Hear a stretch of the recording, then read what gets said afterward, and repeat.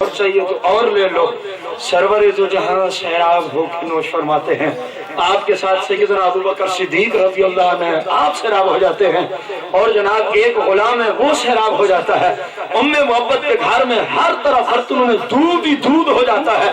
سرکار نے فرمایا چلو ٹھیک ہے، ہمارے سفر کا معاملہ ہے، ہم ذرا آگے چلتے ہیں۔ ام محبت کی بکری پتہ کتنے عرصے تک دودھ دیتی رہی ہے؟ ہر حال میں، یہ نہیں ابھی تو سوئی نہیں ہے، ہر حال میں، صبح دوپہر شام آدھی رات، جب بھی گھر والوں کو ضرورت پڑتا وہ برتن لے آتے، اس کے تھنوں میں دودھ بھر جاتا۔ اور پتہ کتنا عرصے تک یہ زندہ رہی؟ 24 سال تک یہ بکری زندہ رہی ہے۔ 24 سال تک ام محبت کہتی ہے ہمیں جس وقت جتنا دودھ ضرورت ہوتا، یہ بکری 24 سال ہر حال میں ہمارے گھر کو دودھ سے بھر دیا کرتی تھی۔ فرماتی ہے جب میرا شوہر شام کو آیا تو انہوں نے دیکھا ہر طرف دودھ ہے، بیمار بکری تندرست ہے، تھن دودھ سے بھرے ہوئے ہیں۔ انہوں نے پوچھا ام محبت کیا ہوا ہے؟ کہ جی پتہ نہیں ہے، ایک نورانی شکل والا جوان تھا، اس نے یوں مجھے کہا اور کچھ نہیں تھا۔ انہوں نے کہا چلو بکری سے اب دودھ لے لیتے ہیں۔ ام محبت کے شوہر کہتے ہیں وہ نہ ہو، یہ وہی مکے کے تاجدار ہی لگتے ہیں مجھے۔ یہ جو تو کہہ رہی ہے نا نورانی چہرہ تھا، یہ نورانی چہرہ تو مسلمانوں کے نبی علیہ السلام کا ہی ہے۔ آج تو ہم بڑے خوش نصیب ہیں کہ ہمارے غریب خانے پہ سرور دو جہاں خود تشریف لے آئے تھے۔ اس سے بڑی ہماری خوش قسمتی اور کیا ہو سکتی ہے؟ سرور دو جہاں مالک کے کون و مکان، ہر حیثیت سے اللہ نے آپ کو مختار کل بنایا ہے۔ اللہ نے وہ رتبے وہ شان وہ مقام عطا فرمایا ہے، انسان کی عقل وہاں تک نہیں پہنچ سکتی۔ اندازہ لگائے رسول کائنات فخر موجودات علیہ الصلوۃ والتسلیم تشریف فرما۔ پچھلی حدیث سے ایک بات آپ کو کروں،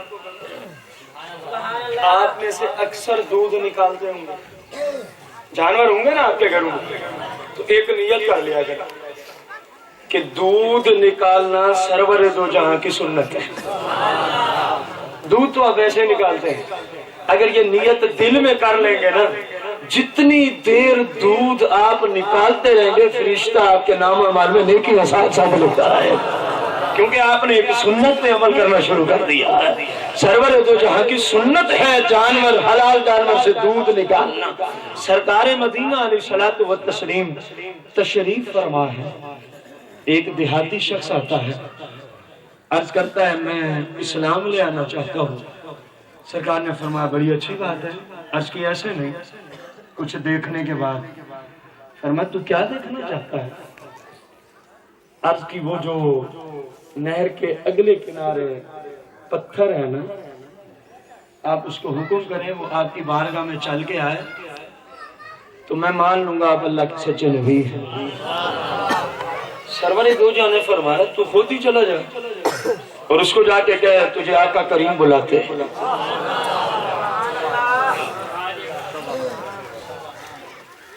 میں اور آپ اگر ادھر پتھر لا کے شروع ہو جائے، وہ پتھر بات سننا، وہ پتھر بات سننا، وہ پتھر بات سننا، عزرائیل تو آ سکتا ہے پتھر ہماری بات سنتا ہے، یعنی کہتے کہتے موت کا وقت ہو جائے، سنے گا پتھر؟ کیونکہ ہم عام لوگ اور وہاں تاجدار انبیاء کی بات ہو رہی ہے۔ فرمایا میں کیوں کہوں، تو خود ہی جا کے کہہ دے تجھے آقا کریم بلاتے ہیں۔ وہ نہر کے اس کنارے کھڑے ہو کہتے ہیں او پتھر تجھے آقا کریم بلاتے ہیں، تجھے آقا کریم بلاتے ہیں۔ وہ کہتے ہیں میں نے دیکھا اس پتھر نے نہر میں چھلانگ لگائی تو میں نے سمجھا یہ ابھی ڈوب جائے گا، کیونکہ پانی بہتا ہوا ہو اس میں پتھر یا اینٹ یا وزنی چیز ڈالیں تو وہ کہتا ہے میری حیرت کی انتہا نہ رہی، میں نے جو دیکھا اس نے چھلانگ لگائی تو جس طرح بندے تیرتے ہیں وہ پانی کو چیرتے ہوئے آئے، اب پتھر نہر میں چیرتے ہوئے آئے۔ کہتا جی چلتے چلتے چلتے سرکار کے قدموں میں آ کے سجدہ ریز ہو جاتا ہے، سرکار کے قدموں میں آ کے سجدہ کرتا ہے۔ میں نے عرض کی یا رسول اللہ مان گیا ہوں آپ واقعی اللہ کے سچے رسول ہیں، مجھے کلمہ پڑھا کے آپ اسلام میں داخل فرما دیں۔ میرے آقا کریم کی یہ شان ہے، پتھر کسی سے بولتے نہیں ہیں، پتھر کو شعور نہیں ہوتا، پتھر کو سمجھ نہیں ہوتی، پتھر چل نہیں سکتے، پتھر تیر نہیں سکتے، لیکن رسول اللہ کا حکم ہو جائے وہی پتھر جو تیر نہیں سکتے تیر نہ جان لیتے ہیں، وہی پتھر جو شعور نہیں رکھتے ان کو شعور آ جاتا ہے، وہی پتھر جو پہچان نہیں رکھتے ان کو پہچان ہو جاتی ہے سامنے کون ہے۔ تبھی تو سرکار کے قدموں میں لپٹ کے سجدے ریز ہو گیا نا۔ وہ دیہاتی شخص اسلام لے آیا، عرض کیا اب اس کو واپس بھیجا، میں تو نہیں بلایا تھا اس کو بھیج، اس کو کہے آقا فرما رہے ہیں جا اپنی جگہ پہ چلا جا۔ عربی کہتا ہے میں نے کہا تو پتھر پھر اپنی جگہ پہ چلا گیا۔ آپ اندازہ لگائیں سرور دو جہاں مالک کے کون و مکان کا میلاد منانے والے غیور مسلمان بھائی اور بزرگوں، جس آقا کی ولادت کی خوشی میں بیٹھے ہو، دیکھو تو صحیح میرے آقا کریم کو رب نے کتنے کمالات عطا فرمائے تھے۔ سرور دو جہاں کی بارگاہ میں ایک انصاری صحابی آتا ہے۔ صحابہ کو قرآن میں دو لقب ہیں، ایک وہ صحابہ جو مکے سے ہجرت کر کے مدینے کو گئے، ان کو مہاجرین صحابہ قرآن میں اللہ نے لقب عطا فرمایا، اور ایک وہ صحابہ جو مدینے ہی کے رہائشی تھے، جو مکے سے چال کے آئے تھے، ان کی انہوں نے مدد کی۔ کیا کی تھی؟ ان کو قرآن نے انصار کا لقب دیا۔ یہ قوم نہیں ہے ان کی، یہ ان کا لقب ہے۔ ان کا کیا ہے؟ لقب ہے۔ آپ کے ہاتھ جوڑ کے عرض کرتا ہے یا رسول اللہ میرا اونٹ خراب ہو گیا ہے، باغ میں کسی کو نہیں آنے دیتا، جو بھی جائے اس کو کاٹ ڈالتا ہے، سادہ لفظ میں اونٹ چھتا ہو گیا۔ آپ تو سمجھ آئی ہوگی اونٹ کیا ہو گیا یا رسول اللہ؟ چھتا ہو گیا، اب مالک کو بھی قریب نہیں آنے دیتا، ہمارا سارا نظام ہی اسی اونٹ کے ساتھ ہے، پانی اس کے ذریعے لے آتے ہیں، کھیتی باڑی اس کے ذریعے کرتے ہیں۔ یا رسول اللہ وہ باغ میں نہیں جانے دیتا، ہم نے باہر سے دروازہ بند کیا ہوا ہے۔ اس زمانے میں باغ جو بھی ہوتے تھے ان کے ارد گرد چار دیواری اور ایک دروازہ، وہ دروازہ بند۔ سرکار نے فرمایا صحابہ چلو اونٹ کے پاس چلتے ہیں۔ کس کے پاس چلتے ہیں؟ کیسے رحمت کا دریا ہے،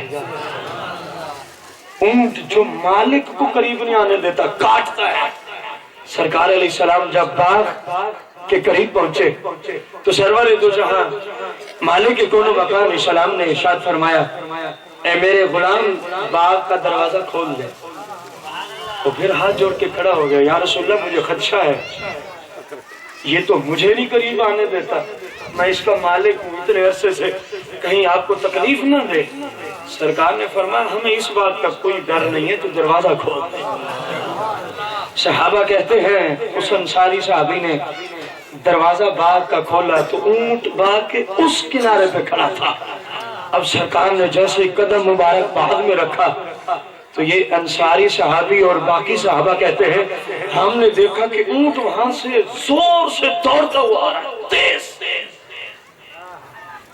کہتے ہیں پتہ نہیں یہ اونٹ کیا کرے گا، اتنی تیزی کے ساتھ دوڑتا ہوا سرکار کی طرف آ رہا۔ جملے سننا چاہیں گے؟ صحابہ کہتے ہیں جب اونٹ سرکار کے قریب آتا ہے اونٹ زمین پہ گر جاتا ہے اور سرکار کے قدموں میں سجدہ روز ہو جاتا ہے۔ جو مالک کو قریب نہیں آنے دیتا وہ سرور دو جہاں کے قدموں میں سجدہ کرتا ہے۔ میں پوچھتا ہوں اونٹ جانور ہے، حیوان ہے، بے شعورہ ہے، بے عقل ہے، پہچان نہیں، معرفت نہیں، آخر اس کو کیسے پتا چلا کہ سرور دو جہاں ہے؟ اللہ نے ہی معرفت دی ہوگی کہ اونٹ آج معرفت لے، کیونکہ آج تیری قسمت کے بلند ترین اوقات میں سے وقت ہے کہ تیرے سامنے میرا محبوب تشریف لایا ہے۔ اب ادب کر، محبوب کے قدموں میں سجدہ ریز ہو جا۔ بھائی جس طرح میں اور آپ اللہ کو سجدہ کرتے ہیں اونٹ اسی طرح رسول اللہ کو سجدہ کر رہا ہے۔ قالو صحابہ نے جب دیکھا کہ صحابہ بول اٹھے ہذہ بہیمہ، یا رسول اللہ یہ ایک جانور ہے، یہ ایک حیوان ہے، اس میں کوئی عقل نہیں، کوئی شعور نہیں، یہ آپ کو سجدہ کر رہا ہے۔ وَنَحْنُ، اور ہم جو ہیں ہم عقل رکھتے ہیں، وَنَحْنُ نَعْقِلُ، ہم عقل رکھتے ہیں، وَنَحْنُ أَحَقُّ، اور ہم زیادہ حق رکھتے ہیں، اس اونٹ سے ہمارا زیادہ حق ہے، ان نسجد لک یا رسول اللہ، کہ ہم بھی آپ کو سجدہ کرنا چاہتے ہیں۔ جب حیوانات آپ کو سجدہ کرتے ہیں ہم تو پھر بھی انسان ہیں یا رسول اللہ، جانور آپ کو سجدہ کریں، ہم انسانوں کے پیچھے رہ جائیں یا رسول اللہ، ہم بھی آپ کو سجدہ کرنا چاہیں گے۔ میرے آقا کریم نے شریعت کا وہ اصول دیا جو قیامت تک کے لوگوں کی رہنمائی کرتا جائے گا۔ سرکار نے فرمایا تمہاری بات ٹھیک ہے، یہ حیوان ہے، یہ جانور ہے، جانور ہو کے مجھے سجدہ کر رہا ہے، لیکن تم انسان ہو، تمہارے اوپر شریعت لاگو ہے، حیوانوں پہ شریعت لاگو نہیں ہوتی۔ فرمایا میری شریعت میں اللہ کی ذات کے سوا کسی کے لیے سجدہ کرنے کی اجازت نہیں ہے۔ اندازہ لگائیں، جب آقا کریم کو سجدہ کرنے کی اجازت نہیں ہے تو دنیا کا کوئی اور پیر فقیر کون ہوتا ہے جو کہتا ہے مجھے سجدہ کرو؟ رسول اللہ نے صحابہ کو اپنے سجدے سے روک کے پوری امت کی قیامت تک رہنمائی فرما دی۔ فرمایا سجدہ صرف اللہ کی ذات کو کیا جاتا ہے، تعظیمی سجدہ بھی کسی زندہ یا وفات شدہ پیر صاحب کو رسول اللہ نے فرمایا، حتیٰ کہ سرکار کی حدیث ہے، فرمایا سن لو، نہ مجھے اب سجدہ کرنے کی اجازت ہے نہ جب میں پردہ کر کے چلا جاؤں۔ فرمایا میری قبر پہ اگر کبھی حاضری ہو تو میری قبر پہ سجدے مت کرنا، اللہ کی ان پہ لعنت ہے۔ رسول اللہ نے فرمایا جو کسی کی قبر پہ یا جو غیر اللہ کو سجدہ کر۔ آپ اندازہ لگائیں اونٹ کو شعور کس نے دیا ہوگا؟ بس بولو تو صحیح، ناراض بیٹھے ہو۔ سرکار کی کتنی شان ہے کہ اونٹوں کو بھی شعور عطا فرما دیا ہے۔ فرمایا سجدہ کر، سرکار تشریف لائے ہیں، سرکار تشریف لے کے جا رہے ہیں سفر میں، صحابہ کہتے ہیں ہم نے دیکھا ایک اونٹ دوڑتا دوڑتا آیا، دوڑتا دوڑتا آتے ہی سرکار دو جہاں کو سجدہ کر۔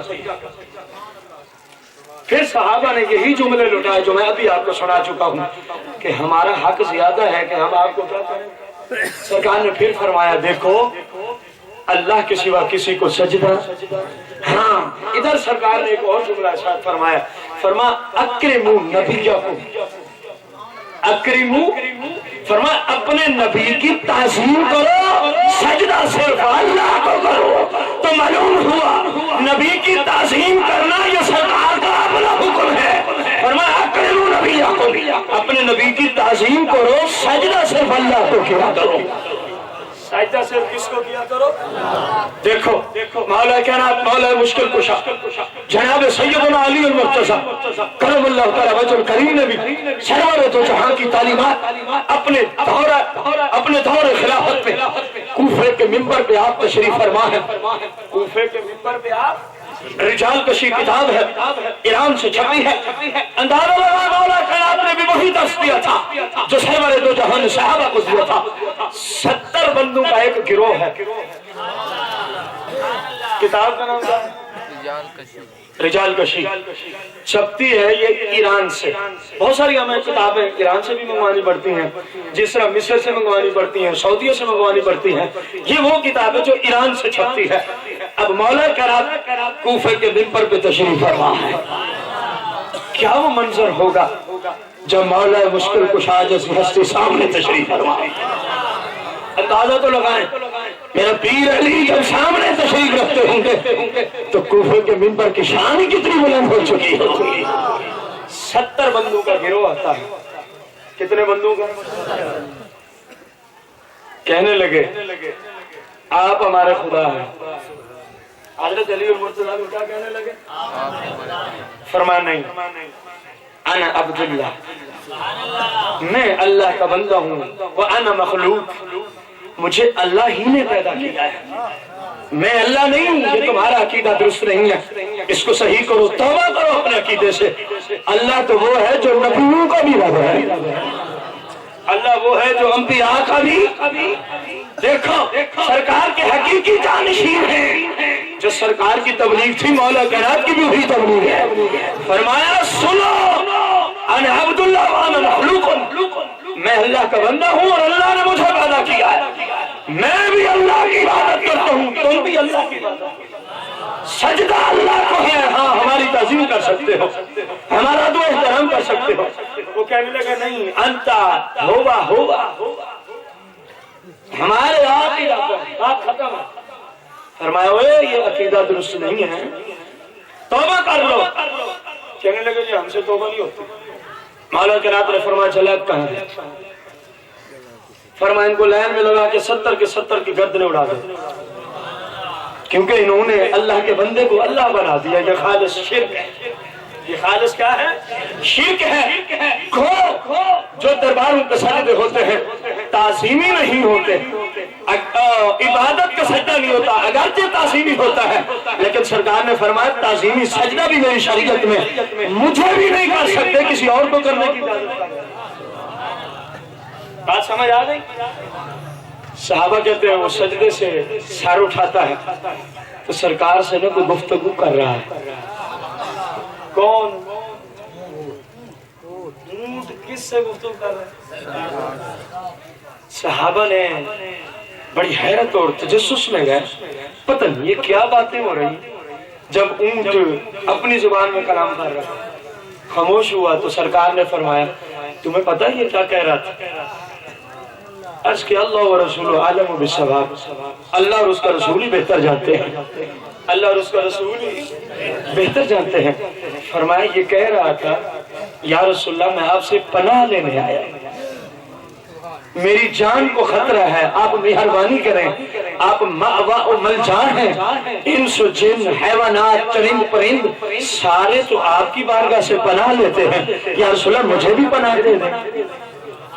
یہ کہہ رہا تھا اے صحابہ کہ میں نے اپنے مالکوں کی 40 سال خدمت کی ہے، کتنا عرصہ ان کا پانی اٹھایا، کتنا عرصہ ان کی کھیتی باڑی کی ہے، 40 سال۔ اب میں بوڑھا ہو گیا ہوں یا رسول اللہ، اب ان کے گھر شادی ہے، وہ مجھے ذبح کرنے کا پروگرام بنا رہے تھے، جیسے ہی میں نے سنا تو میں نے دیکھا آج کون میری جان بچا سکتا ہے، میرے دل میں ڈال دیا گیا اے اونٹ اگر جان بچانی ہے تو آمنہ کے لال کی بارگاہ میں پہنچ جائے، اور جانوروں کو بھی رب نے بتایا ہوا ہے اگر مشکل کشائی چاہتے ہو تو سرورِ دو جہاں کی بارگاہ میں آ جاؤ۔ میرے آقا کی تو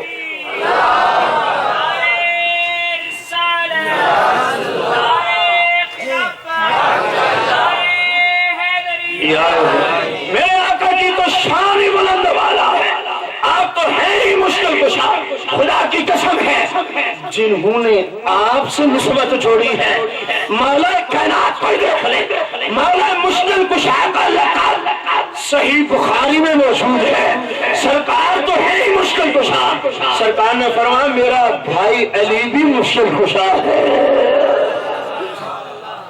میرا بھائی علی بھی مشکل ہے۔